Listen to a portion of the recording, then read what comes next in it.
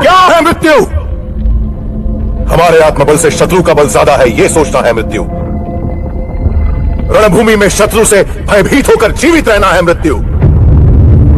जिस नीच ने हमारी मां का अपमान किया वो हमारी आंखों के सामने अट्टहास कर रहा है। उसका सर काटकर मां के चरणों में अर्पित करने की जगह पीठ दिखाकर भागना है मृत्यु।